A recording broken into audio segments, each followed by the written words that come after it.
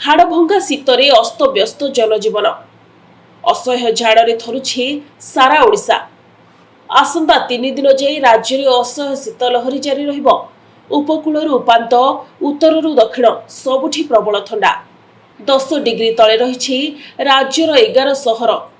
कंधमाल जिला जी उदयगिरी रे सर्वनिम्न तापमात्रा 4.3 degree record होछि। आसंता 3 दिन जाए राज्य में असह्य शीत लहरी जारी रहिबो बोली पूर्वानुमान करिछि भुवनेश्वर पाणीपाग केन्द्र। उत्तर पश्चिम दिगरू ठंडा शुष्क वायु प्रवाहित हेउथिबारु शीत लहरी जारी रहिछि। आज 3 जिला सुंदरगढ़, अनुगुल और झारसुगुड़ा रे शीत लहरी नहीं चेतावनी जारी करिछि पाणीपाग विभाग।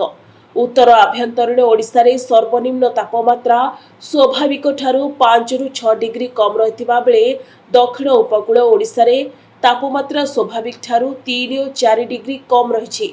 आसंता 20 तारीख पर्यंत शीत लहरी जारी रहिबो बोली आकलन करिछि पाणीपाग विभाग। सेपटे प्रबल शीत और घन कुहुड़ी पाई सकाळु सकाळु रास्ताघाट जनशून्य देखा जाउछि। Bureau report, Sunstar TV.